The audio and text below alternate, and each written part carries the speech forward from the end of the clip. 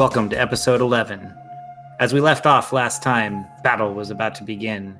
We had a bear with poison claws, everyone else standing at attention and ready, and a zombie Theseus staring back from the void. Well, really on top of a stone casket, but it sounded cool. Anyway, we should roll for initiative. I got a 4. Ray got a 17. Because Bear does not have initiative bonus. Castros gets an 11. 11. Okay. All right. I need Alpha and Theseus. Alex, if you can take care of that. Alpha's at 8. Theseus is at 10. Okay. Alrighty. So let me move some stuff around. I'm going to keep a list here, so hopefully things go smoothly. Thankfully, we had no even close competitions as to order. All right. And there we go. We are set. Dane, you get to go first. Ray, Yeah, I got the lowest. Ray, what do you get? Yeah, I got a 17. Oh, that's right. Sorry, I forgot. I golf scored it in my brain. My apologies. Yes, Ray, you get to go first. Alrighty. Yeah, I literally just I sorted the wrong way on my list. You know, they did the ZA instead of AZ. Oh. I'm going to take one of my weird black arrows that I've picked off of the corpses of past. The Patriot arrow? Yes. Yes. And I'm just gonna put it right into that thing's head. Alrighty.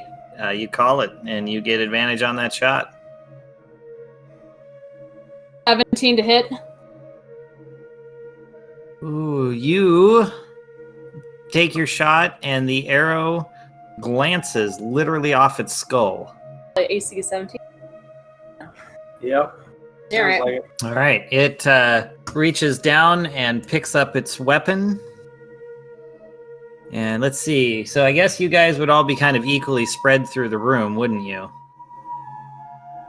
Yeah. I guess there's no one in particularly close. I wasn't sure if anyone would go in, so let me think here. Well, isn't there someone right by the casket? Oh yeah, didn't someone like push the casket open? Dane pushed the casket open and stumbled. But I leaped back, I thought. He stumbled out of the way. Oh yeah, because you went back to talk with actual Theseus. So yeah, Yes. We're all about the same distance away. You were close because you wanted to. Yeah, Say Castros hi. is probably semi-close because No, Castros didn't want to say hi. He turned into a bear immediately and squared up. Oh, okay. Okay, it looks over at Theseus and there goes my die. It says something to him that he doesn't understand, and I need him to make a wisdom saving throw. Right, wisdom +0. Okay. 7. 7. All right, he fails. He is... Let's see, what do we do? Ooh, I like this. He is forced to grovel, so he falls prone to the ground and is down. Oh. Good job, Theseus. You're so helpful. Alright.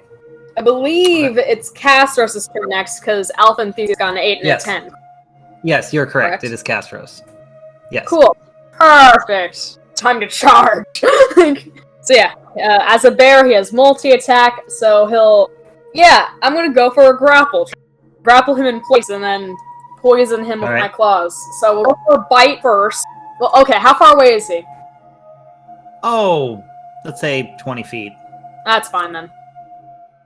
Alright, and just runs up for a bite attack. Which is a nat 20. Oh, jeez. Yep. All right. Well, give it All a right. homebrew roll. Roll one more time on your D20 and tell me what you get. 5. Okay, so all right, continue with your normal nat 20.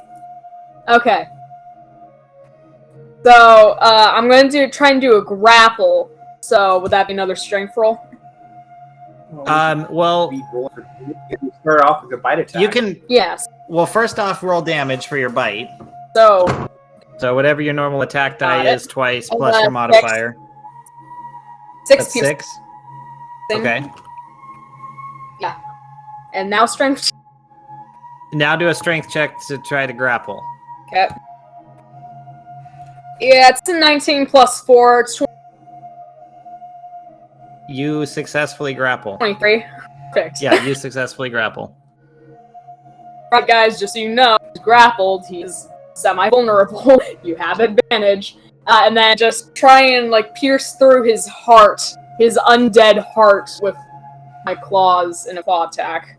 That will be Okay. an 8 to hit.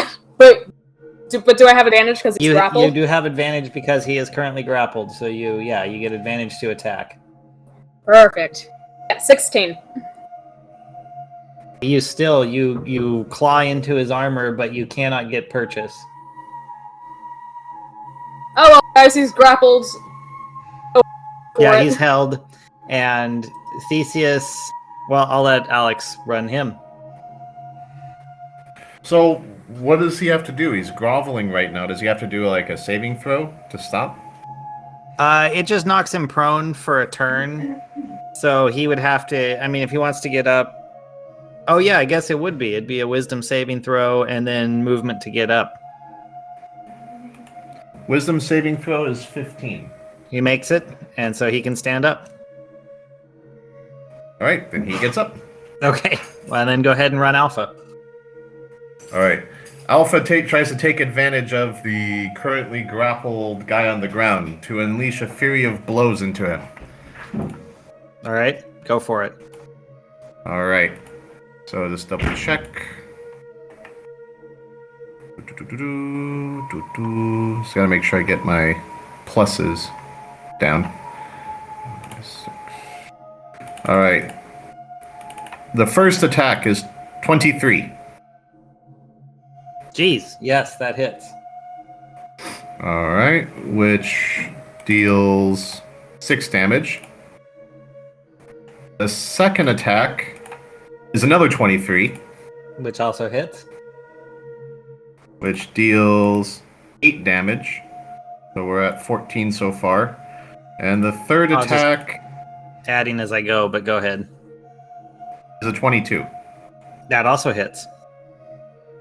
Alpha angry at undead. Apparently. 5. Okay. And I guess I could have rolled for advantage just to see if I could get criticals, but I'm okay with those. yeah, that you did fine. It's no Oh, more, wait. or the final battle lasts like 5 minutes. Yeah. Who knows? It could happen. Alpha angry. Okay. Alpha smash. Yeah, forget the finesse of a monk. We'll just go straight Hulk. Right. Just imagining he just like rushed over and just started punching him repeatedly in the head. Like, go to sleep, go to sleep, go to sleep. Well, I guess Dane's not going to use a magic attack because Castros is grappling. So I don't want to risk that. So he's going to run up and try and hit the end with his battle axe. Alrighty. Nat 1. Oh god. Alright, well, Uh, I guess you gotta nail Alpha or you nail Castros. I'm thinking Castros is a much larger target, and is since he was trying to hit the zombie, but failed. It's gonna hit Castros. It's prone. He has advantage. He has to get 2 nat 1s in a row. I think Or is it a critical fail regardless? I think one. Just go ahead. You're right. Let's just run it like that. We'll just call it that it's a grappled creature, so you're rolling with advantage. I like that. It's a good out. Fine. Thank you. No, not 1 plus 0. Yeah, so 10. 10 plus 5 is 15 to hit, so. You do not hit. I didn't think so, but at least it's not a bad one. Exactly. Grapple saved me. Yes, it did. Thank God. Jesus. All right. All right, back to Ray. Alrighty, well, since that didn't work, I only have one more cool arrow left, but I guess to retrieve. Before I have to retrieve, so I'ma just use it. Hopefully it hits this time. That's 22 to hit. Oh yeah, that hits. Sweet. Damage. 7 damage. All right. Nice. Yeah, you bury that arrow into it and just pierces like probably, I don't know, somewhere vulnerable and it sinks in deep. Ouch! Actually more of a ugh. An undead ouch. Yeah, well, I couldn't think of how to do it. Okay, so it's the zombie's turn. So it's at rolling at disadvantage, so we will see what I get.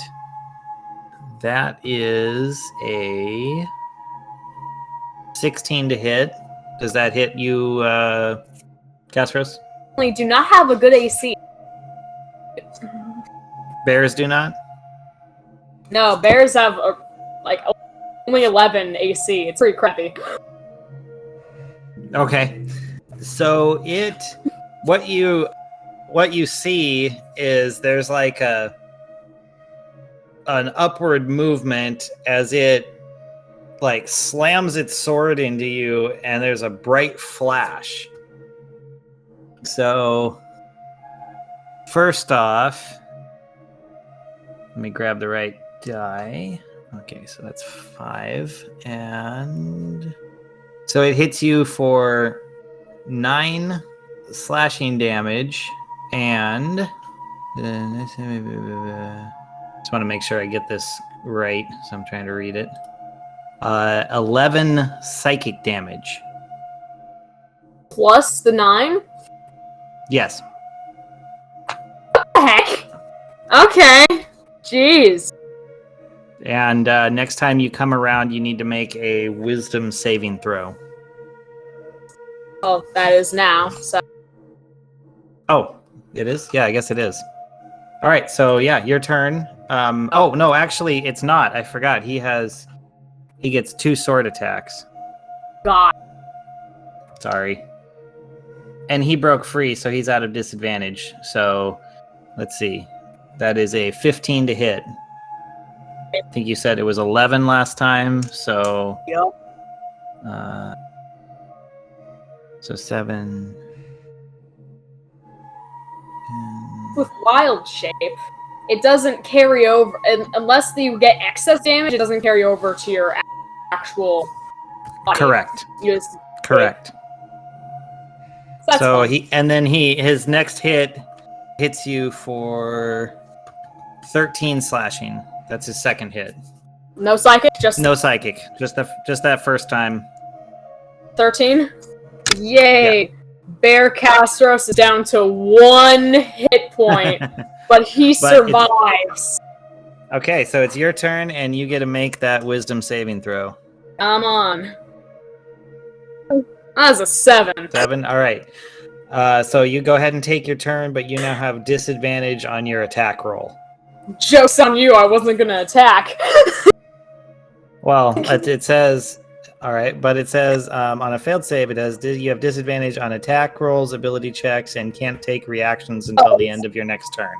I'm gonna do a fun druid tactic that I should probably use more often. Okay. 1 second. I just want to make sure. I'm pretty sure. I want to make sure the dice. You can use spell slots in wild shape in order regain hit points, but I don't know where it says that. Cool. Alright, so it's 1d8 per spell slot level. I can do it as a bonus action, so 3 to it. Perfect. Okay. So first thing, as a bonus action, he will regain 2d8 hit points. Okay. 5. That's 9. Back to 10. It's like, And you might want to just kind of get away from it. I don't think you want to be close for its next attack. he can still attack, and then if it's multi-attack, but he'd be able to jump away You just already instead used of your attacking twice. You already used your bonus action to get your hit points back. Multi-attack is in bonus action. I'm just saying. I don't know. Yeah. Well, you Well, have a it's like- bonus action, and then your multi-attack falls under your regular action. Like I said, I know. But it's like I said, if I revert back, unless there's only excess damage goes back to my normal form. So I might as well just attack with everything I got while I'm here. I agree. So, yeah. So he'll, I guess, do a similar thing, except he's going to attack with claws. He's going to come at him first with claws, and then try to bite and grapple him again. Just because Okay. grappling is very useful. I think we'll be screwed if I don't. So claw attack first. 11. That doesn't hit. Nope. And for the bite. Bite is a 20. Not a nat 20, but a 20. Yeah, dirty 20 hits. Alright. Damage is 7. 11. And for a strength check, Yeah, try and grapple. All right. strength check is 13. Okay, I rolled an 18 plus 21. Grapple does not happen. No, he is able to, he takes the damage, but he's able to push you off.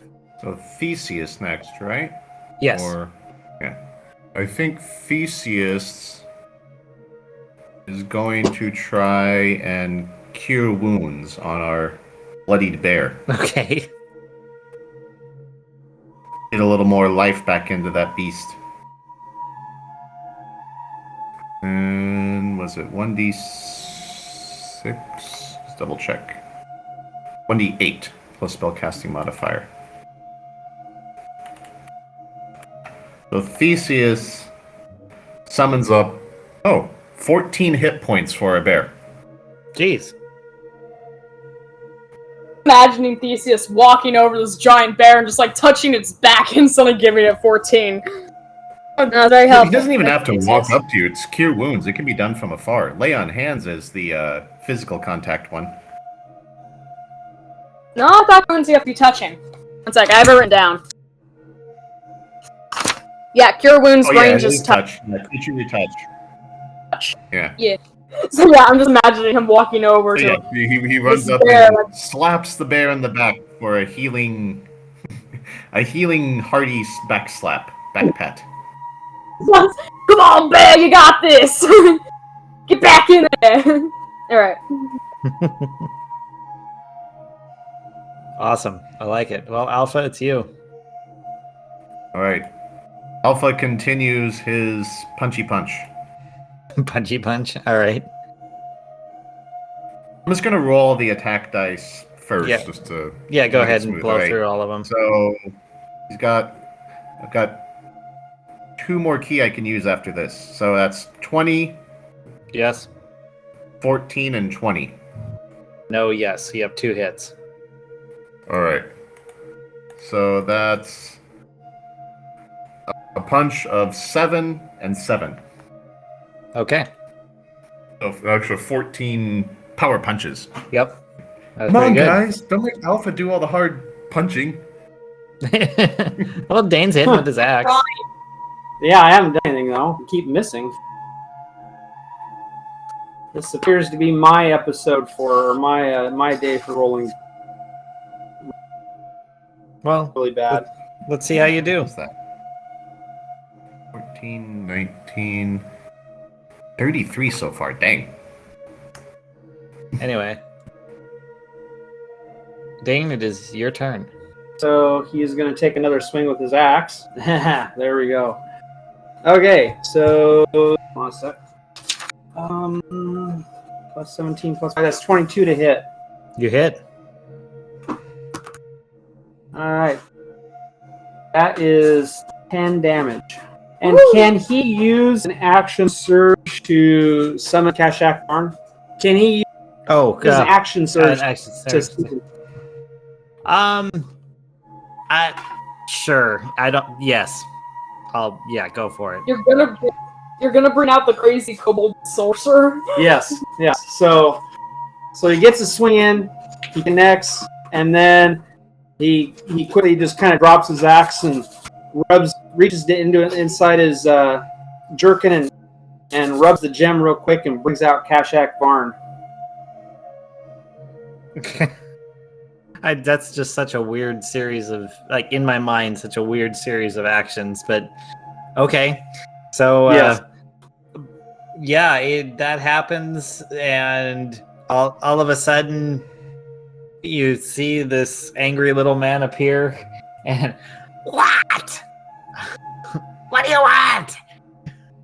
All right, so I point at the zombie and I say, "Help us kill the zombie!" Okay, he looks over at it and goes, "Oh, hey, old man, you're looking, well, worse for the wear. Good to see you."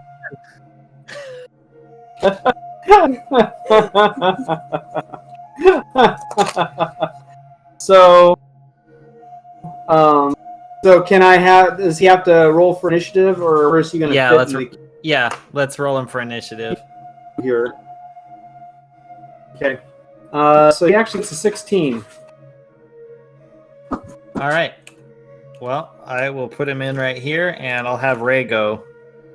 Alrighty, well, I'm out of good arrows, so I guess I'll just shoot him with a regular arrow. That's 15 to hit! It does not hit. Yeah, I figured it. Didn't you take a boost or something? Take a boost? Like, didn't you take some extra skill for archery? Yeah, but I'm already adding it into my rolls. Oh, okay. Never mind. Yeah, I did, but I'm just not rolling well at all. Gotcha. Okay. Well, I guess go ahead with Kashak. All right. So Kashak looks at the zombie and he decides to cast Witch Bolt, since that's about the most surgical strike in his repertoire. Most of his other things are big, huge area spells. So he's going to cast Witch Bolt. Oh god. So that is a 5. 5? Yeah. He He that's rolled not a going to do 3. anything. That just kind of goes poof. And he's like, must be out of practice.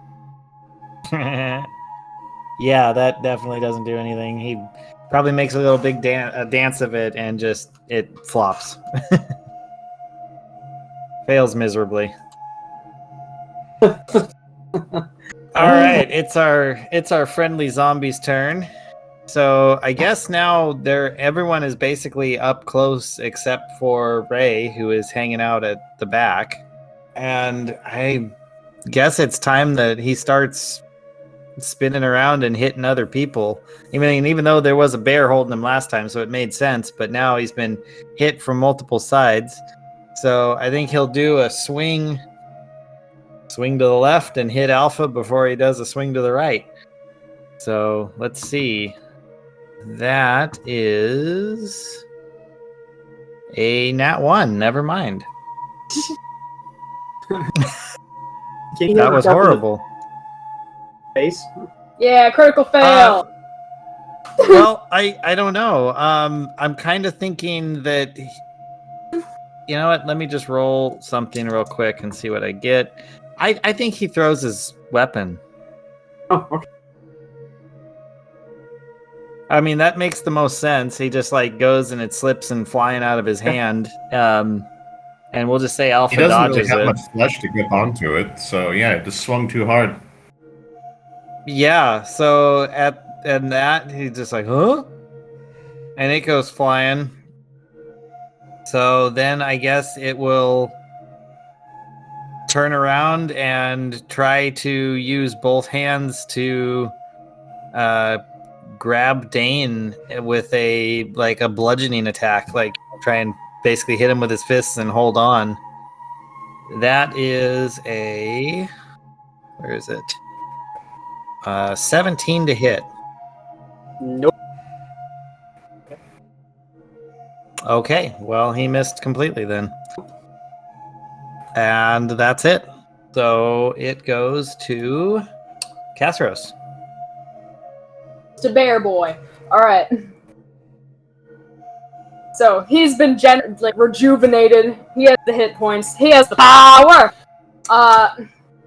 So yeah. To face the Once future. again, he's gonna start with the bite grapple again. I'm just gonna keep trying to grapple because why not? Yeah, you're a bear. It makes sense. Yeah.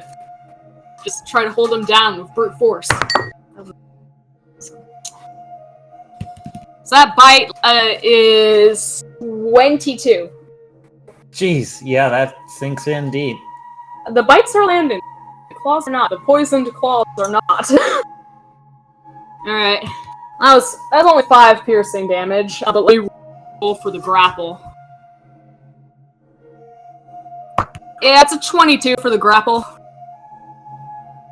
Okay, well, he fails. He gets a 13. He is grappled, everybody. Once again, I'm just imagining, Castros in bear form, biting down on his shoulder and just, holding him there, I guess. I don't know. Alright, and then claw attack, which never seems to hit, even though that has the poison bonus on it.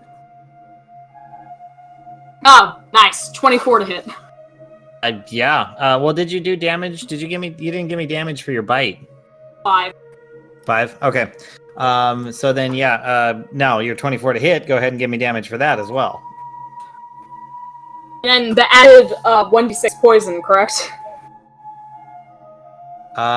You think you're... Well, give me the base damage, the slash... I need it separated, because there's slashing damage and poison damage, which are separate, because they affect them differently.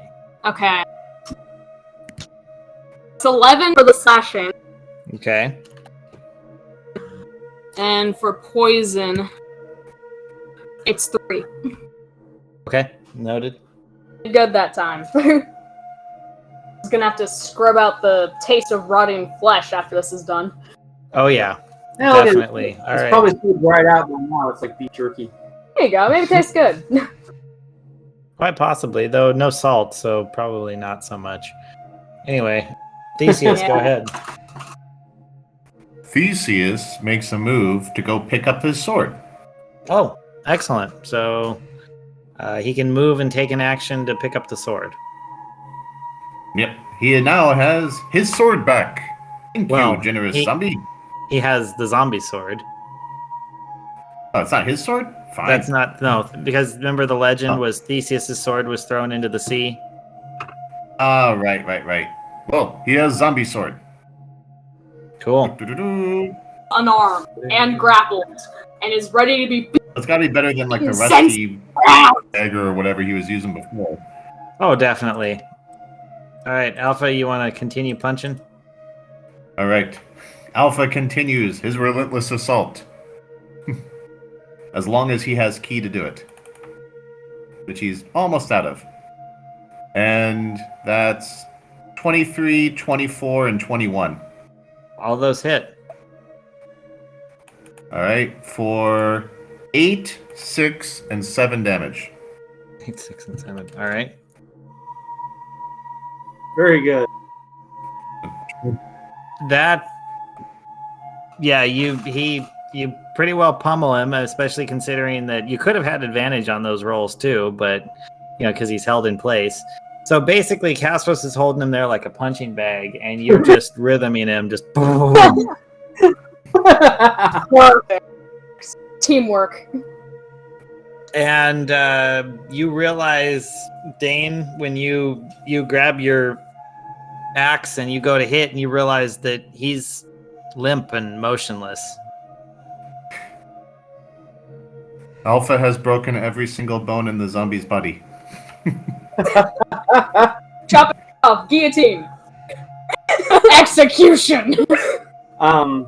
Yeah. Okay. Well, I guess He deals 20 damage to me in one turn. So I guess you just got to double tap. So he's Dane's gonna double tap. Okay, go for it. Oh Jesus Christ. Advantage. Oh, thank God. I keep forgetting about the advantage. Like, That first roll was crap. Okay. The second roll was crap. So that'd be a 10 to hit on a defenseless. Yeah, well, the thing... Yeah, I mean, the thing is, you really didn't have to roll to hit. You could just go up and hit him. I mean, he's not gonna... You could just hit him. Okay, all right. Well, thank God, because otherwise it was gonna be a miss. So, do I roll for damage, or do we just say that Dane applied the coup de grace and chopped his head off? You can just chop his head off. That's perfectly fine. I mean, you've got the bear holding him in perfectly still, like a guillotine. Like he's strapped to the guillotine, except it's bear bite. And So perfect. So Dane notices the zombie is motionless. He draws back, and like a guillotine during the French Revolution, he brings his axe down like a thunderbolt and severs the zombie's head. awesome. I wish we had a mage to cast lightning right there. Yeah. Thunderbolts and lightning, very, very frightening. Well,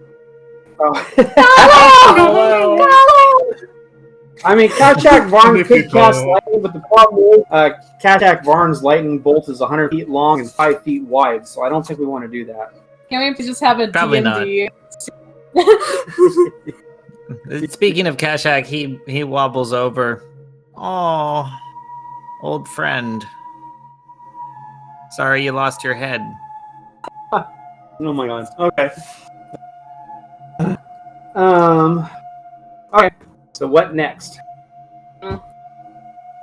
Castros will let go of Theseus's body and use his king's smell to search the corpse.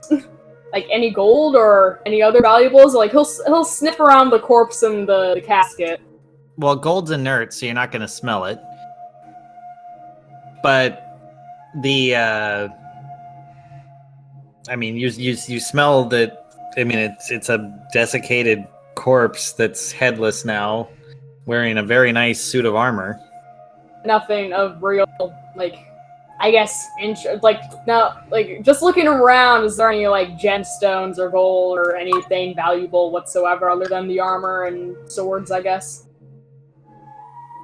I mean, there were some burial offerings, some very old golden coins. They have no trade value as stamped, but as raw metal, they have some value. Doubloons! The blue. Yeah, something like that. Yeah. Oh, lame.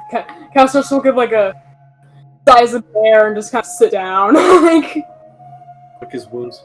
yeah. Well, he's not that bad. Theseus helped a bit with that, so he'll just chill for a bit and wait for the party to get ready to go. Like Alpha is free to grab the old coins. That probably serve him well. He doesn't care about money. Well, but it's the raw metal. They're not worth. But gold is highly malleable, not very useful in most, applications. Anything. Dane, you grab the coins. Dane will grab the coins. Yeah. One of you guys should take it. So we got to finance this quest somehow. Well, it's not worth anything. Yeah, it's just a metal. Melt them down. Gold medal still or something. Oh, exactly. Yeah, I mean, there's still value in the raw ore of metal. It's just, as it is, it's not... You can't just go and, walk into a shop and spend it because it's so old. Yeah. You got to go to a smithy or somebody who's going to be willing to barter for it. Yeah, exactly. Anyways, you guys feel free to search around a bit more, but Cassius will just kind of sit and wait until you guys are done, assuming you guys will take the armor off the corpse. Yeah, so what is Theseus going to... He walks in and starts stripping down stripping the armor off, and it takes a few minutes. Usually, so heavy armor is like 10 minutes. This is not heavy, so we'll say it takes him a good, maybe 5 minutes to strip all of the armor off, and then he looks very happy and he puts it back on himself. Cool. So does he give? So what? Are there any special stats or anything special about the armor that Theseus? Just Yes, Alex has all of those. I sent him the character sheet so he could play them. Well, I mean, this one doesn't really have any of the armor stuff. Oh, to it. Sorry. It's there. Just it's already all added into his sheet. Okay. I just don't have it written out in that. Sorry. It's what I did was when I had to come up with all the stuff for Theseus, I wrote up his final character and then stripped stuff off. So the basic sheets that are fully stripped down don't have all the details, but it's added into the character sheet. Basically like Mithril. Yeah, it's really good armor. It's like super lightweight, super good, all that stuff. cool. Dane looks at the armor enviously. Was made for an elven prince. But it didn't cover his feet. No, it does not cover his feet. It's definitely his Theseus's heel.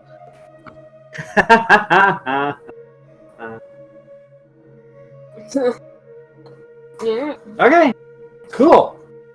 So, that now?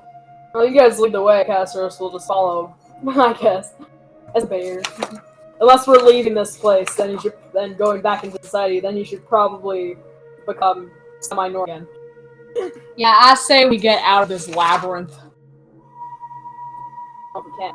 Is there any way out of it other than the way we came in? Well, who knows for sure? There's the entire path that you know well to get in. You are in a place where there's, remember you walked into the room, there's the collapsed ceiling that it came down, so you could climb back up into the second level from there. Or there is some other weird oddities around the room. It looks like one of those familiar little dais things in the corner. There's the old shredded tapestry. There's some things. Well, let's investigate the room. Alright, so Dane's going to roll for investigation. Cool. 14. You look around the room and you do recognize in the far corner one of those little familiar dais things with the seat that would fit one of those little homunculi. Alright, cool. Who has all those? I know Castro still has them on him, but since he's a bear, it all merged into his body. So it's inside the bear. Reach down its throat. Oh, wait. Yeah, no, that's all right. Wait until Castro. No, the bear just starts going, and pukes up a homunculi. It's magic. That's Oh, that would be how it awesome. works. That would be kind of funny. Yeah. No, I'm afraid we're gonna have to wait until Castros turns Cassius. back again. Alright. Well, nobody else kept their homunculi on him. It was a long time ago. I don't remember. Castro doesn't carry much, so he figured he'd keep them with him. Oh yeah, he still has that mask too, but the fact that he can't always take off if he wants to has become a problem. So he's it's just a little memento. Oh yeah, and he still has the Minotaur bone with him. Alright. So I guess he'll just sniff at the dais and just kind of look at the party like, What does the tapestry look like? The horn tapestry. The best way I could describe it is it looks like almost like the old style, like when you go into see the Egyptian tombs that are telling the story of I'm trying to think of like a great battle. Okay. Hieroglyphs depicting a battle scene? Yeah, basically it looks like Theseus, you recognize him in a full suit of armor with his sword in hand and a like what looks like a giant hound at his side. You know, basically like him being very kingly and hero-y and striking down all sorts of monstrous beasts all around him. Okay. Excellent. Alpha just looks to it and says, "Fascinating. Craftsmanship on those tapestries held up very well over the years." Well, you can't tell. And there's some tattered areas around the edge, so you can only get like kind of what he's doing, but the rest of it off to the side does not look so good. And yes, it is surprisingly good quality and has lasted for like 1,000 years, probably because the environment is cool and dry, no sunlight, you know, all those things. Like when they find some piece of medieval fabric in the bottom of an oubliette or something like that. But there's no obvious door. No, we just gotta wait for you to turn back. This is your benevolent GM, and this is an ad break. Instead of our normal ad on repeat, I'm hoping this week our friends and listeners and their friends can join us in helping us support Free Fridge Salem. The capital of Oregon has been setting records in triple-digit temperatures, creating life-threatening conditions for houseless people and people without air conditioning. So we've been trying to set up hydration and cooling stations, doing things like handing out cold drinks for anyone that needs them. But the city, and specifically the local police, have been destroying the stations and pouring out and contaminating the potable water supply. So if you have the ability to help, Free Fridge Salem is accepting donations through Venmo at Free Fridge Salem. Again, that's through Venmo at Free Fridge Salem. Thank you for all you can do. You can you turn back? Or Yeah, he can turn back on his own, but it would be a waste of the wild shape. Well, then we're just gonna sit around and wait until he gets bored. Well, why don't you guys look around the room, see if there's a hidden door? Dance number or something. Like, it's just the bare necessities. Can you imagine Castor? You probably would too. Now he'll just like wait and look at you guys like, now what? Like, I'm silly. Like, wait, like, so no secret door anywhere? No, there is no secret door anywhere. Just the like the rest of the party's like, looking at like Bear Castros like expectantly. He'll finally like give like a bear sigh and transform back. Okay.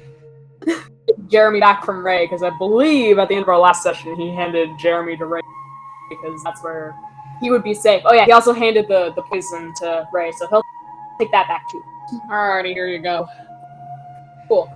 He takes that back and reach into his bag and pull out one of the homunculi statues and put it on the dais. Okay. As you do that, there is a bright flash through the room, and you find yourself in a small square room. Unlike your previous time using that, which put you in a same size room, this one is shrunk down by about 20 feet in each direction. Remember, the last room you were in was big, like big. And let's see, I believe Castros, you will recognize this room as you were the only one that actually has seen it before. There is a passageway that goes to the north and a passageway to the east, and this is the room you had wandered into after talking to your troll friend a while ago. Friend? You mean Charlie? Yeah, whatever. You mean Charlie? Whatever you named him. The thing that was... Yeah, Charlie. Okay, so yeah, so I know where we are. Alright, he'll go back out, I believe... Yeah. He'll go back out the way he knows leads to the main hallway, and then the stairs should be pretty close by, right? Correct. So you go to the north, and then you turn to the east, and you see that up ahead of you, that glyph on the floor that caused all the damage before. The glyph. It exploded. Perfect. Yeah. Alright. Just to be sure, he'll toss, like, one of the other homunculi, like, onto the glyph and see if it triggers it. It does not trigger it. Okay, cool. How big is the glyph? Oh, it's good sized. It's like 8 feet diameter. But when we were calculating our jumps last time, that is enough for Castros to jump across with a 10-foot running start. So he'll just jump over to be safe. Yeah, you'll have to like jump off, push off the north wall, and land in the south corridor because this at the glyph is where it tees north-south, and you know that the stairway out is to the south. It didn't seem to trigger. Maybe it only like resets every 24 hours or something. Well, maybe it's been more than 24 hours since we last triggered it. He'll like pair and like do like a tentative footstep on it, but like be prepared to jump away. Okay. It doesn't do anything. Alright, let's go. So he'll just walk across and go up the stairs up to the It appears to be entrance fine. back. Yep. All right, Russ supposed to follow. He'll like All right. carefully peer out. There could be guards around. And we don't want to get caught, I guess, because we're not supposed to be in here. So you make it up, you kind of slide the door open. Roll a stealth check. 9. Oh yeah, the door does the classic as you push it open. Basically, anyone that was around would hear that squeak. Is there anyone around? There doesn't appear to be. No one came running. Cool. Alright, let's sneak out, guys. Back out the back way that we entered. Well, you poke your head through and you look around, and there's activity, but there's no standing guard. It appears to be, evening, like early evening, and there's just a lot of activity, but everything seems okay. Back into the rest of the party and link off to the door they entered through. Perfect. So you guys make it back to the courtyard, and you're kind of standing there. You know you're really not supposed to be there. You're inside the main area. You've got, you're dirty. Obviously, you just went through 3 levels of this, rough burial vaults, and you've got a former king with you who's now in his kingly armor. I guess, I don't know, would he have put it on under his alpha robes? So there's like 2 Gondian monks standing there. One just happens to have armor on under his robes. The other one's naked. Well, I'm thinking if he was changing out his armor, then probably return the robes to Alpha, so Alpha doesn't look quite so out of place. Like, the robes are more functional just to make him not look so alien in the world. Okay, so, alright. So you've got your robes on, and he's got his armor on. So now you've got an armored former king walking out of the burial vault. Well, that won't make us look weird or suspicious at all. So Cass also still has that, the book with the dragon from the Wind Room in his pack. Yes. I believe it was Murden. Murden was the name of the person who wrote it, or at least the name mentioned. So he's gonna go off to like the nearest. He'll let the party know, hey, I think we should rest before we do anything else. I'm gonna go do some research, and he's gonna go run off and try to figure out if he can find a way to decode the book of Dragons. And it was, it's more like Myrddin. So it's Myrddin. So Myrddin was Myrddin. Yeah. So he'll let the party know, hey, I think we should rest for like a couple days, regroup, that kind of thing. Let Theseus maybe practice a bit, Like, as he's saying this, he's like slowly backing away, like anyways, you guys rest for a few days, I'll be nearby, and he'll like run off to like this like knowledge institution / library. Okay.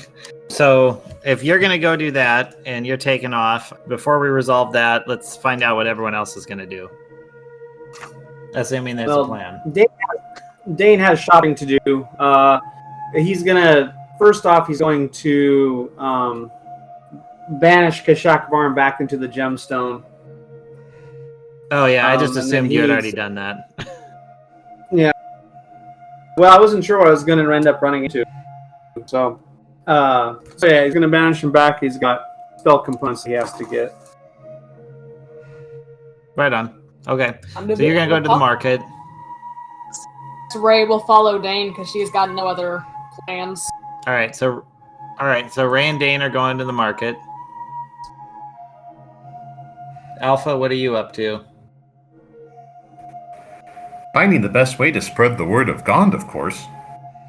Ah, yes.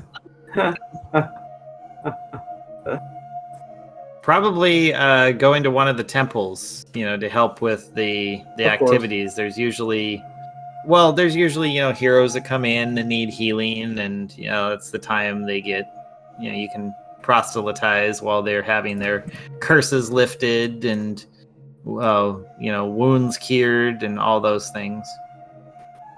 I can't decide if he'd rather go to a temple or go to the blacksmitheries and try to preach to the blacksmiths. That actually would make sense for him, yeah. Although if you're at the smithery, aren't you already basically preaching to the choir? Hard to say. Maybe some people are not true believers. But you could also preach to every customer that comes by the smithies. True. Alright, also another thing. I think Castros might try to drag Theseus along with him because so that Theseus can translate. Okay, so I mean, Because he Theseus can't read doesn't. Elfish. That makes sense. All right, you're like, Theseus, come with me. We have to find out about your sword. And he's like, oh yes, of course. Perfect. Let's go. All right, so let's take care of that first, and then we'll go back to the market. So, you guys go walking down to, what was it? You were heading to the library, you said? Or something like that? Library, college institution. Somewhere where there would probably be a lot of books. Okay. This is the capital, so there is a giant carved library that ascends up the center of the island. It's basically it literally says center of knowledge in one of the archaic things that you can't read, but Theseus points out as he's walking by, and he's like, oh look, center of knowledge. And you guys walk inside, and there's what would it be? Probably a kind of a long-nosed, let's just say like some type of I know. You see a somewhat out of place, but an Aarakocra, a bird person, is sitting there with glasses on, reading a manuscript at the entrance as you walk in.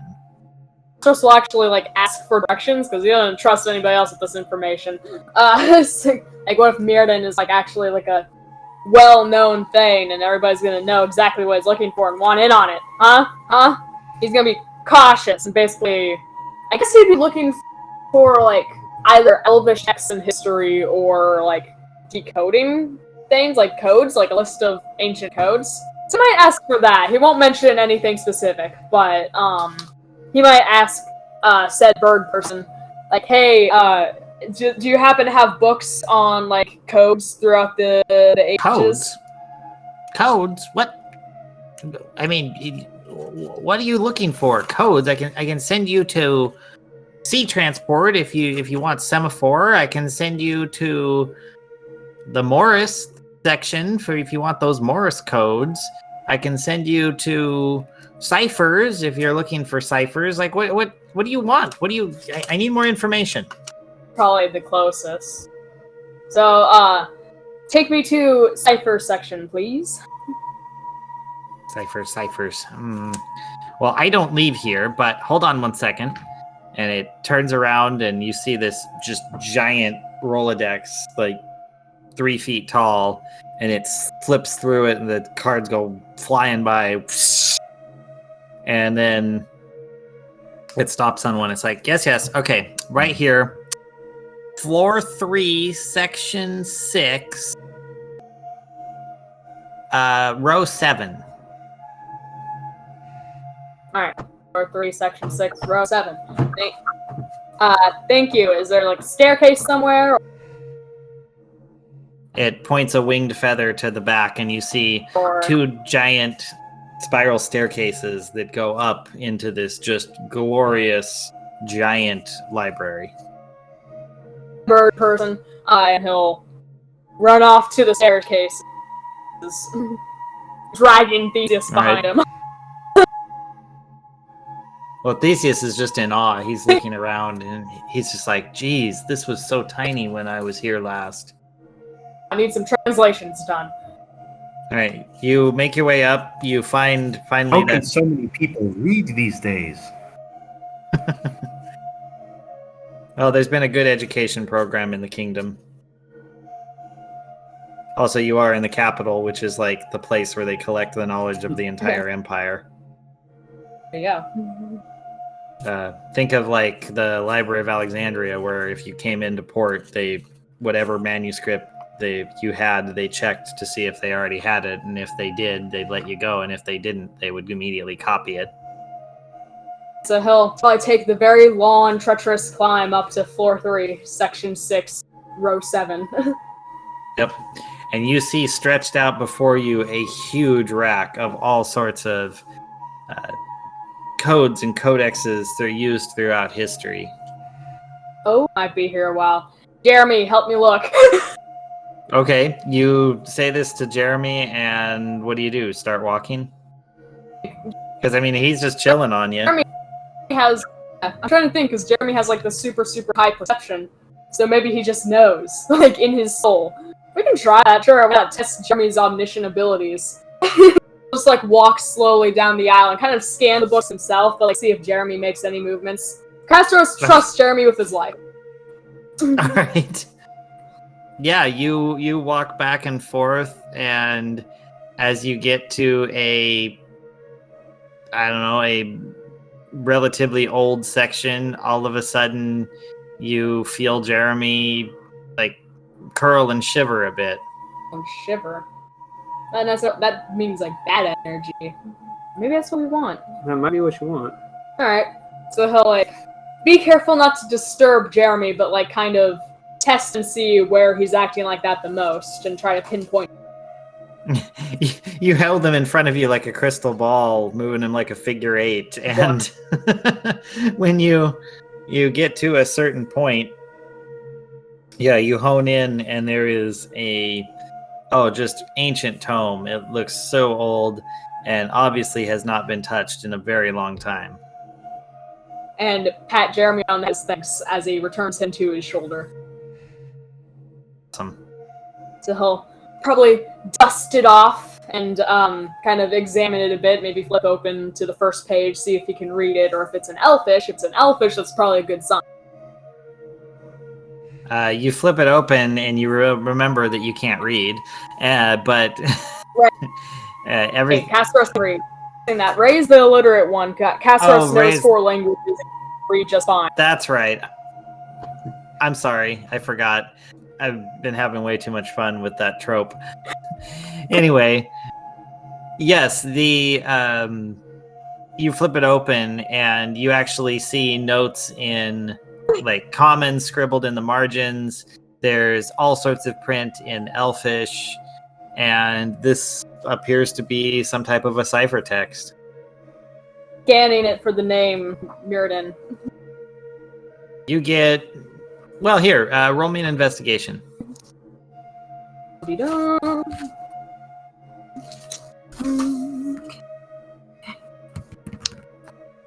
That's an 8. You do not find it. I'll keep flipping through it, though. He'll go back and forth, and so it's... he might ask Theseus. Theseus looks over, and let's see. I'm going to have him roll he rolls a perception check over it, and he feels something is off. And he looks at it, and he says, "This doesn't look right." He grabs the book and flips it around, like almost upside down, and flips it open, and then looks at it and goes, "Aha! I believe this will meet up with your book now. May I have it?" He'll hand over the book. Okay, he takes the book you had and he lines it up, and he finds that when this book is upside down compared to the book that you found, it makes basically whole elven words upright. Huh. Interesting. Alright.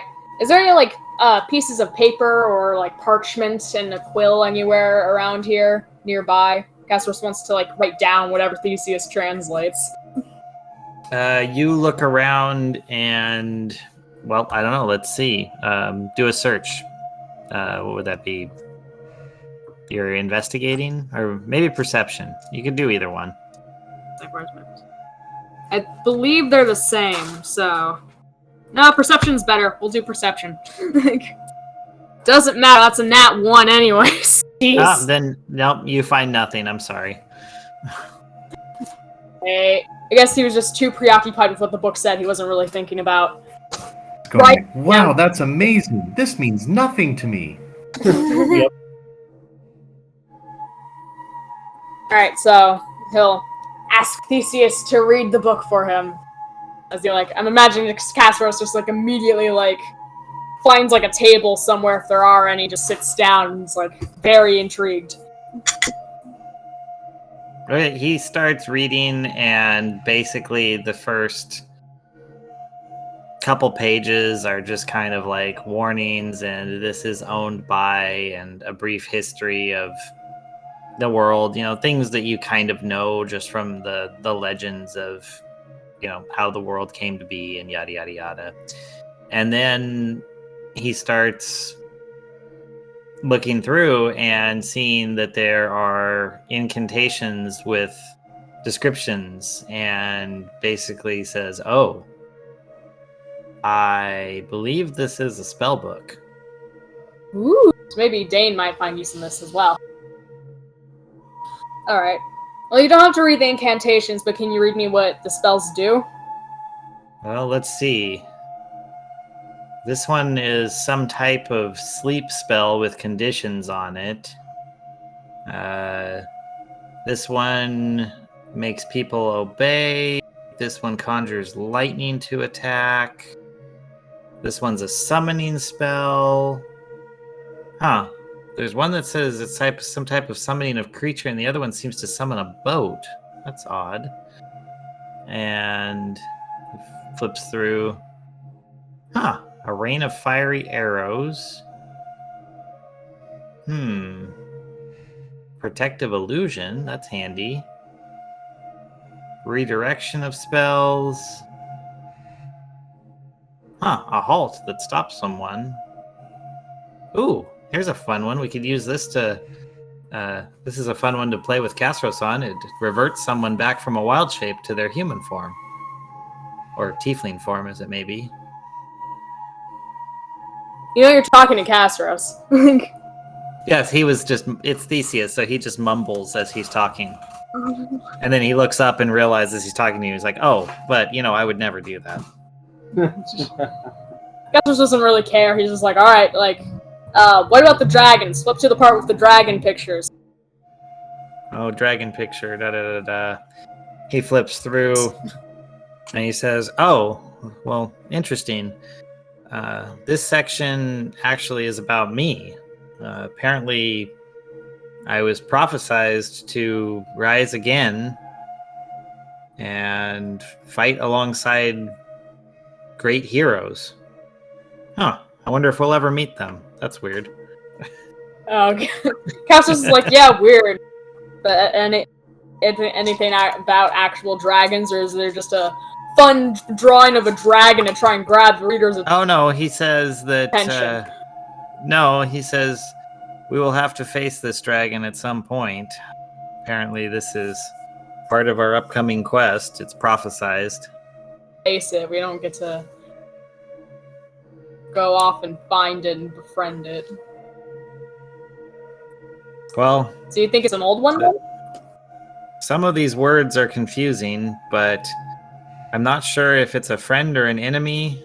And he points down, you see this word right here, depending how it's conjugated, it can mean to fight with someone as in to do battle against them, or fight with someone as to use them as a weapon. You can hope it's the fight with as in together, happily. 'Cause I don't want to fight a dragon. I don't think I could bring myself to do it. if it came Well, down to it. well, no. If I'm reading this correctly, and we conjugate it in that form, that would mean that we actually use the dragon, as a weapon in battle, like swing it around like a flail. Dragon This is the sword, best. go! Oh yeah, there are dragons in the corridors. There are dragon heads in the castle basement. There are dragon heads in Ablosos temple.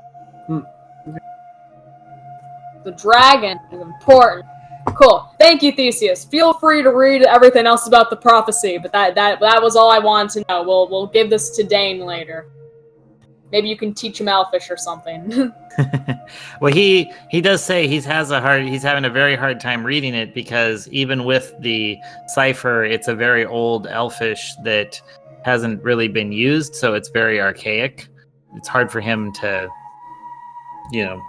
keep up with it. So it's kind of like, what's a good example? Like when the Emperor Julian was trying to make the accounting of all Roman law, and he was trying to read stuff that was 1,000 years old. It's still Latin technically, but wow, it's different. Got it.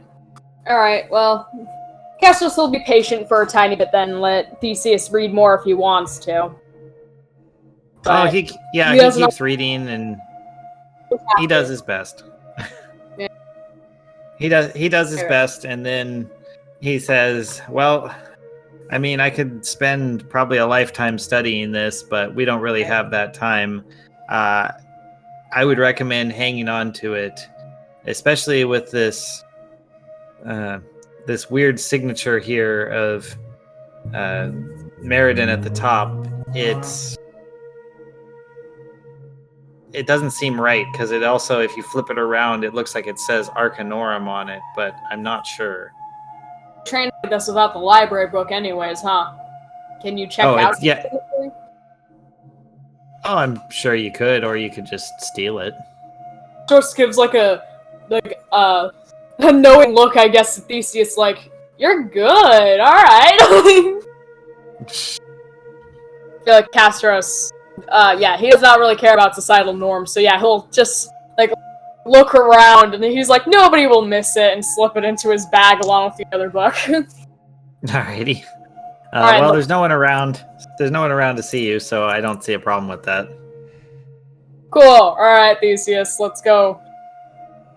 Get you trained up for battle, I guess. Why don't you do that? You help me with this, I'll help you with another thing, I'll help you not be as rusty. Well, if I had everything restored to me, I'm sure I could do much better. You guys need to find my sword. Yes, but for now, we will need at least a tiny bit of help with some of these upcoming foes. So if you could learn to use the sword you have currently, that would be great. Yeah, or you could buy me something better than this old piece of crap. Oh, the zombie sword? Yeah. Fair.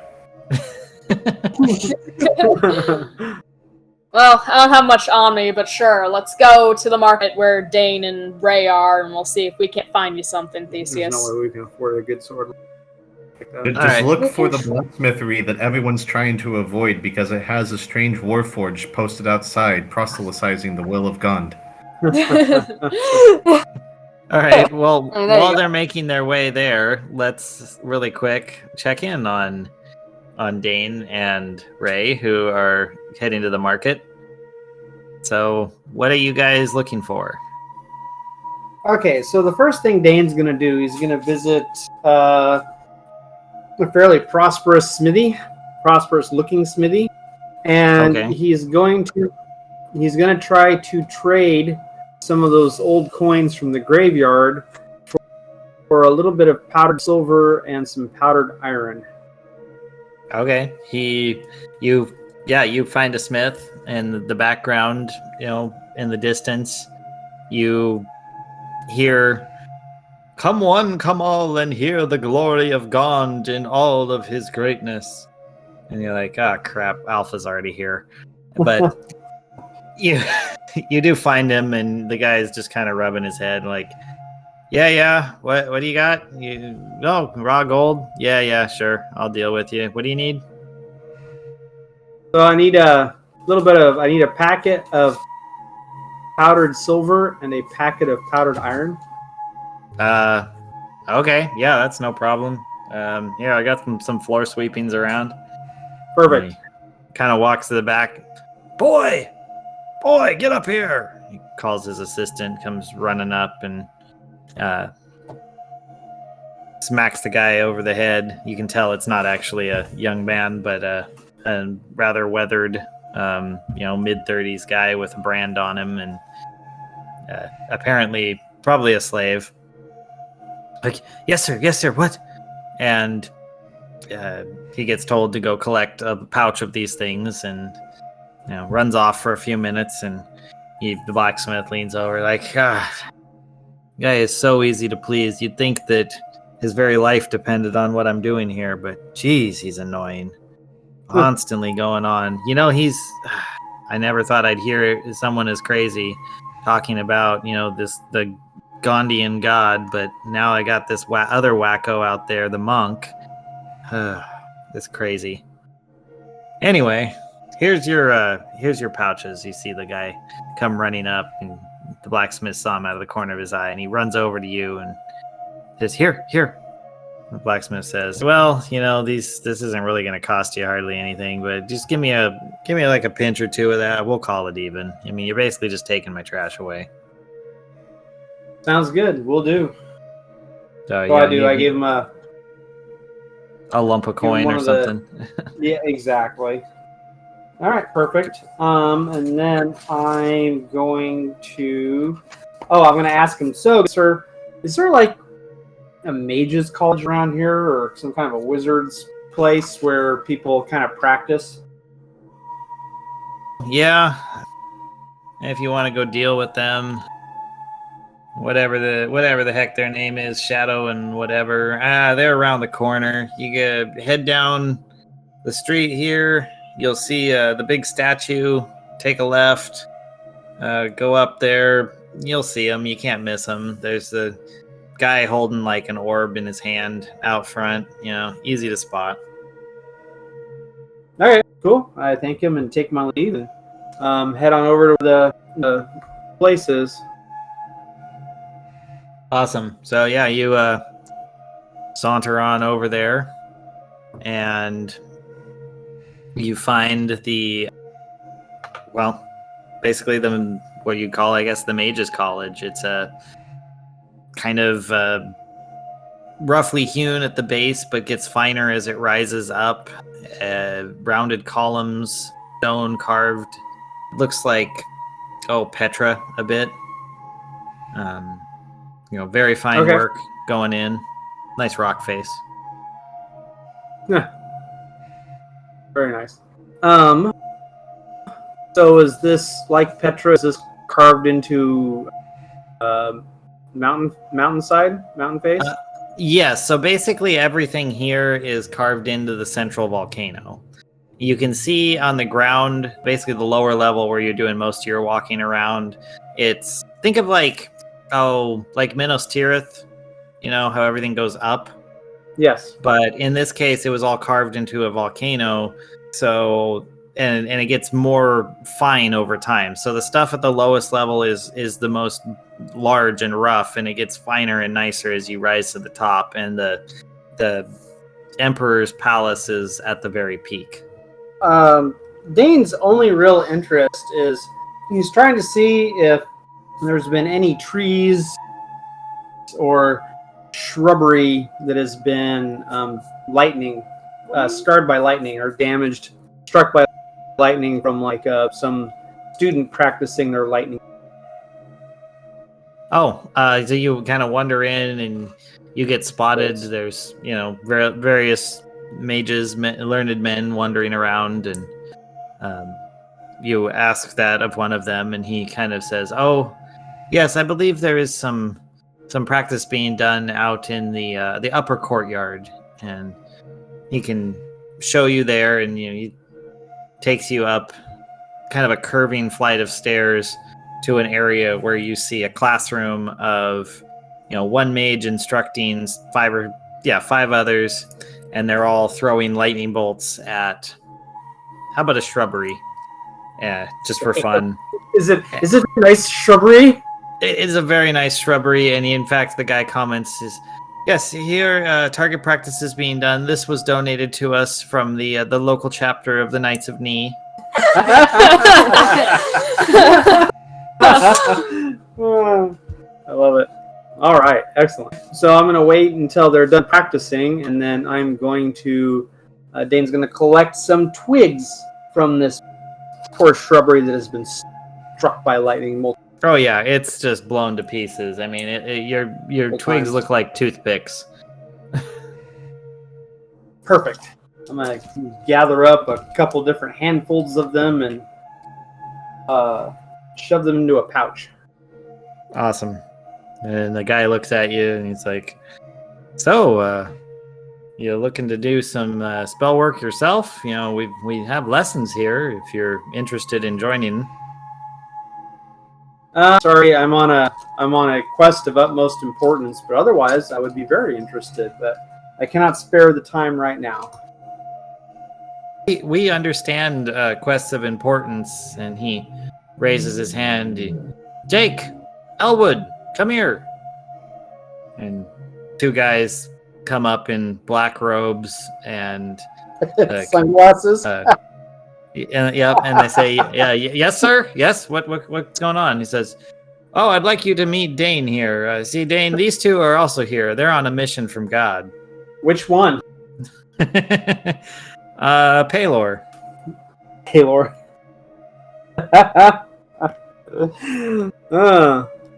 What is your mission there, Elwood? Well, over on well, you know Idutan. There's an orphanage there that's well, they're basically out of funds, and we're going adventuring. They wouldn't let us in the Adventurers Guild. We didn't quite make the cut, but we figure we can do it, and we're gonna get some money, and we're gonna save them. Say, excellent. Well, tell you what I do is here. Tell you what, I'm gonna give you a couple of these really old coins I found in a crypt. Maybe you can find a collector that would be interested in paying top dollar. Well, they both look at each other, and then they look back, and they say, "Awesome, thank you." And they say, "Well, excuse us, sir. We're off to get some lunch." And the instructor goes, "Oh, really? That sounds great. What are you having?" And the one says, "Just toast, dry." And the other one says, "I'm feeling a little peckish. I'm thinking 4 whole fried chickens and a Coke." And then they walk off. All right, sounds good. Cool. All right, well, I say, well, thank you, sir. I shall take your leave. I have to go somewhere else for yet another spell component. He's like, "Oh, okay. Well, you know, you're welcome in our ranks. Obviously, you have the magical talent, and we're always looking to, you know, bring more into the fold." All right, well, I may be back. Okay, well, yeah, careful. Watch your step on going back down. I mean, those are defensive stairs, so be cautious. He wanders off, like, around a corner and into some, like, garden area. Perfect. All right, so I very carefully traverse the stairs and try to find a local temple. Just what do you mean by a local temple? Just like I need some holy water. gotcha. Well, I'm sure that Yeah. I mean you could get holy quelching water from one of the, like, you know, devout Gondians. Although I guess it might be oil. Yeah. Yeah, it's because I need holy water for a spell component. Why not a nature god temple then? It does, yeah. Whatever the closest temple is where I can get holy water. Doesn't really matter. Well, you see as you're walking out the front door, a stout-looking dwarven woman in a skin-tight leather outfit walking up into the college that you were just exiting out of. And She catches your eye, not used to seeing another dwarf here, and sees you're leaving, and say, "Hey, where are you heading?" I am heading to the nearest temple. Oh, well, there's a lot in this town. Probably the nearest one would be, right down there, about a block and a half. Take a little loop around the corner. Cool. So, And- you're gonna be coming here Yeah. often? I wish I could, but I'm on a quest of the utmost importance. What brings you here? Oh, I am studying here. I am Yennefer of the Mountain Dwarves. Oh, it's nice to meet you, Yennefer. Are you studying to be a wizard or a sorcerer or what? Oh, the magic comes naturally to me, but I find study makes me far more powerful. Well, congratulations and my compliments on your beard. It's filling in very nicely. Yes, thank you. I actually I was born with alopecia, but the magics they allowed this to grow in. Well, it's lovely. All right. Mm. Cool. She definitely turns a little red. Congrats, Dane. You made her blush. Now can we get a move on? All right, Yennefer. I hope to see you around. Oh, likewise. So you walk down and you turn and you're like, oh, it's a let's see. It's a temple to Talona. You see 3 teardrops on a triangle, and you realize this is probably not a good place to go, even though it is the closest temple, and technically they would make their version of holy water, which is probably not water you'd want to touch. Okay, good to know. All right, off to the next temple then. Okay, you not far along because you're just kind of in this district. You find the larger temple to Talos, and you recognize it for its 3 lightning bolts radiating out of a central point. Okay. Talos. Yep. So I wander on in and see if I can't put some holy water in a flask. All right. First you get greeted by one of the. What would it be? A paladin or a cleric or whoever is attending. Okay. And they. Oh, greetings.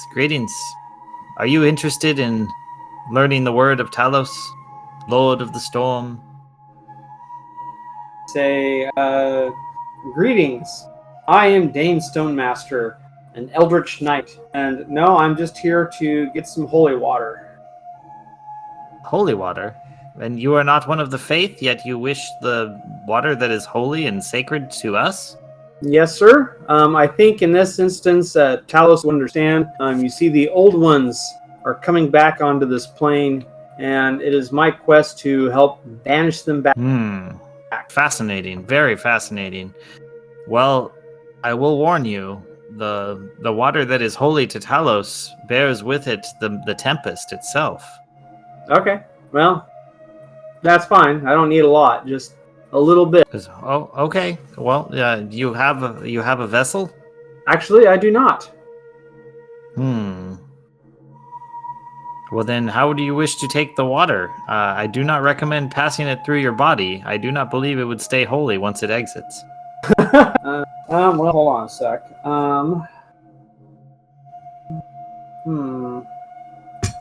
Oh, you know what? I do have a vessel. I have a healing potion vial that I have used up, so I do have an empty vessel. Perfect. He reaches out his hand to take it from you. I hand it over. All right. He grabs it and, while saying a prayer, dips it in and fills the water about 3/4 full, and then corks it and holds it tight to himself, saying a blessing before handing it back to you. He says, "I have warned you. The beware the tempest. Thank you. Appreciate it. I will be careful.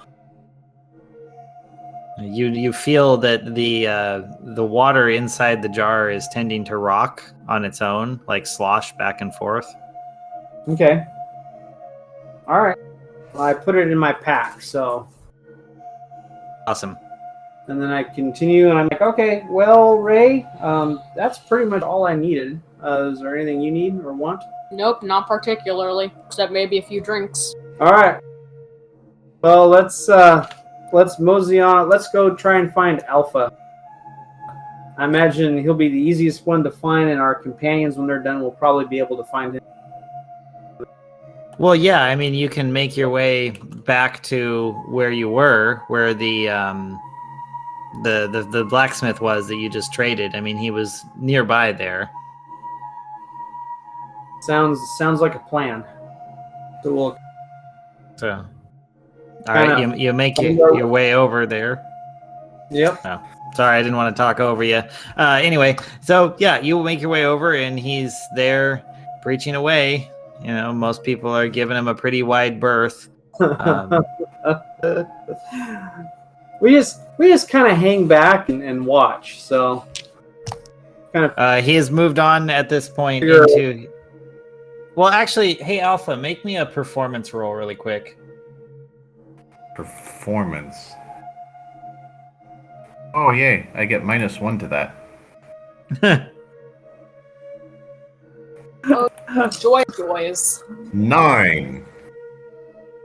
Yeah, so you guys come over right as Alpha reaches the point where he is saying, "Join me so that you too may experience the joy, and we may spread our word of Gondoria far and wide.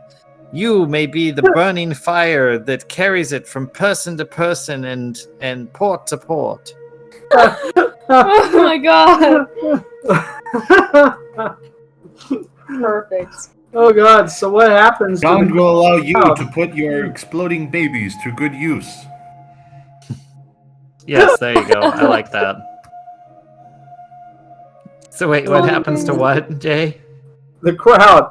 What does the crowd do at this point? Because I know what I would do. They're giving even a wider berth than when like the crazy missionaries show up at OSU. Like they're really staying far away. Okay. Wow. Oh my god. All right. So Dane's kind of cough laughing into his fist right now, just and shaking his head, going, "Oh man, Alpha needs work." It's beautiful. Absolutely gorgeous. All right. So, how long do Ray and Theseus eventually come on by? Castros and Theseus. Sorry, Castros. Hey, I'm not the only one. Yes, a little bit later. I mean, it takes you guys a little while to do everything. So eventually, after let's say, 3 hours, probably plenty enough time. Okay. Its sun is going down quickly. Everything's closing up shop. I mean, it was early evening before, and now it's like getting into night. You guys finally catch up with each other and really decide like, oh, we should do something about this. We need an inn with a tap room, preferably for good old Ray there. Yep. Well, let's see. I guess you guys would know just from kind of stories of the area that all the inns are down basically at the docks, as far out away from the central district as possible. That's interesting. Okay. So I'm assuming no forests are nearby at all. No, this island is completely deforested. Oh, not a tree anywhere? I'll have There to are sleep house plants. Close. House plants. If you're very lucky, a shrubbery. Yeah. So You that's know what? like, Yeah, Castros will just go to the wherever, he'll follow behind everybody else, and once they get to the inn, if there's any kind of house plants, they'll just sleep in the houseplant to feel more at home. He's never slept in a real bed before, Okay. so Well, then, he'll vouch to sleep in the dirt and soil of a domestic plant. roll me. Okay, just for fun on that, roll me a 1d20 and tell me what you get. 20? Oh, wow. Yeah, you actually are successful. Going down, you actually find a relatively nice looking inn that is decorated with some large pots. I mean, huge, and I mean, like, huge, like you could lay across them. So 10 feet diameter, carefully planted. You just crawl yourself right inside. Not wanting to sleep in the plants. Seems like a little bit of a waste. Oh my god. Alright, well, Castros definitely gets good sleep tonight. Yeah. All right. So we all get a room, and then I imagine Ray and Dane will head to the. We'll ensconce ourselves in a booth in the tap room. Yep. All right. Order some ale. You get your ale, I'm getting beer. That's what ale is, baby. Hey, no. Mead. Hold on. One is, was it beer is fermented from the bottom and ale from the top, or vice versa, something like that? I have no idea. I just know that in the grocery store, there's not a lot of difference between an ale and a beer as far as taste or but- anything like that. You watch All About Eve, and they talk about it in that, because there's Pike's Ale, the ale that won for Yale, and he talks about how, like, ale is fermented from, like, the one side and beer from the other, and that's what makes it different. Okay. Not beer, lager. Or lager, whatever. The point is, they Lager talk and ale about are it. 2 different types of beer.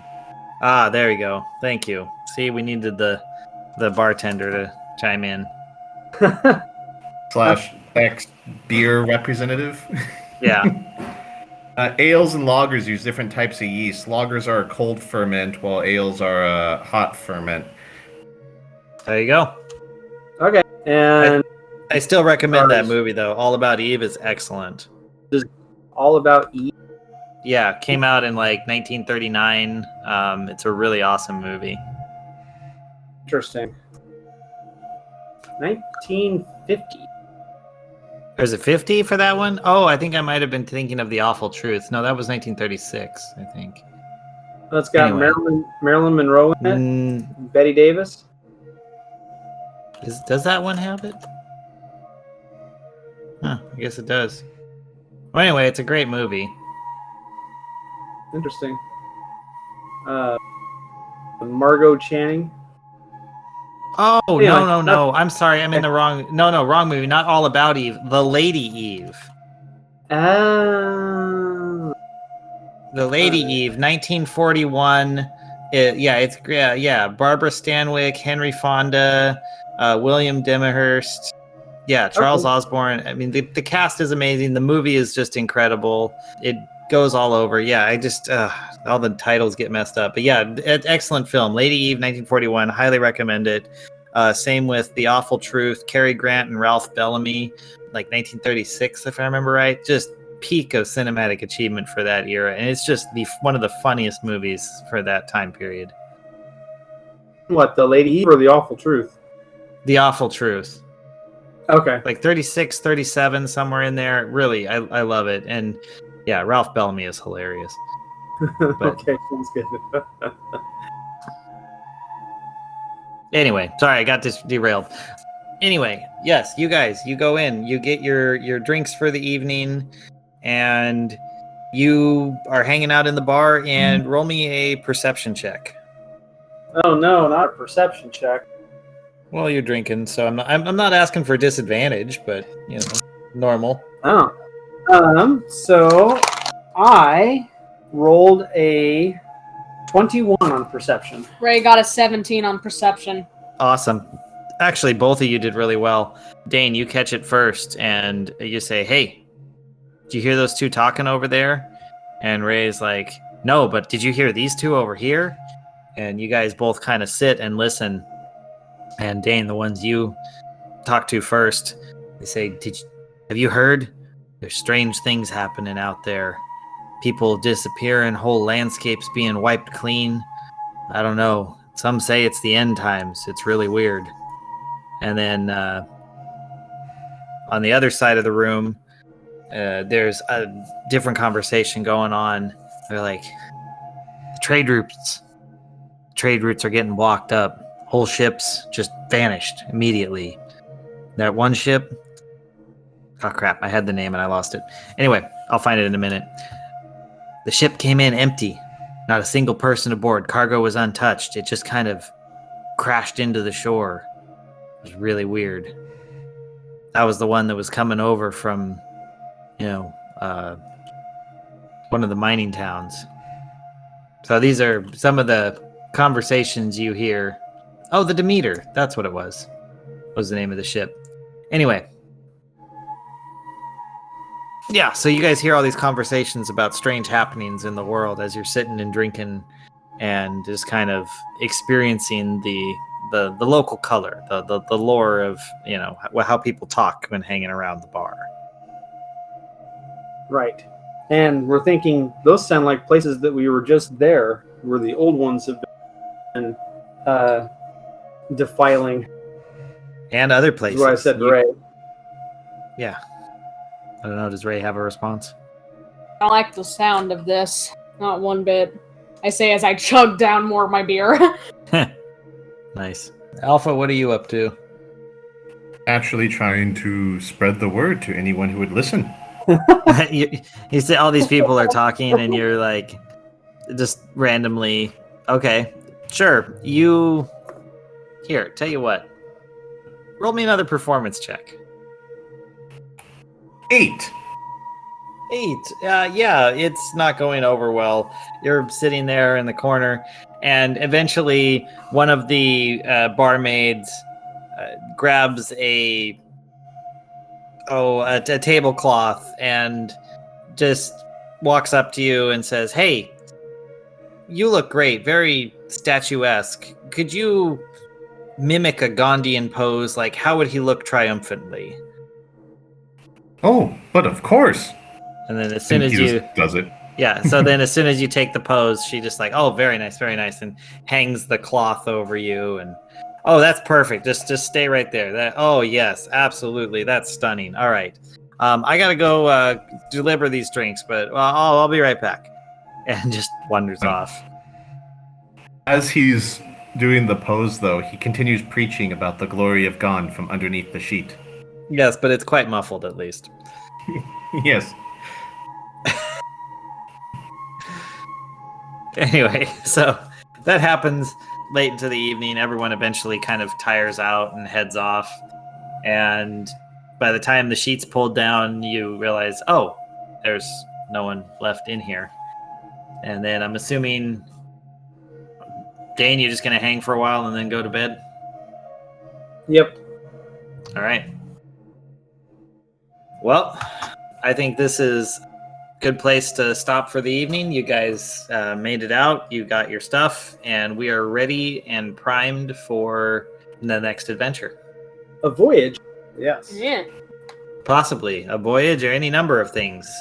Being that you're at Idocrax right now, you could go literally anywhere in the world.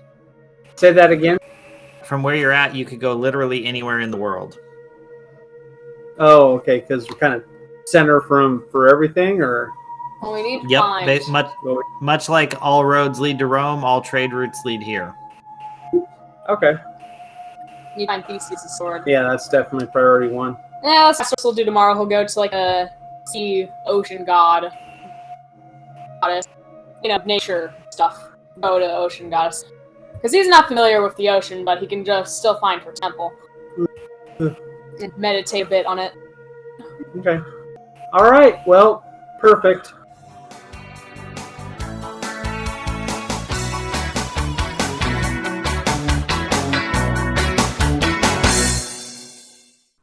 This has been an Azentuary LLC production. Find us online at azentuary.com for character bios, merchandise, Patreon, and more.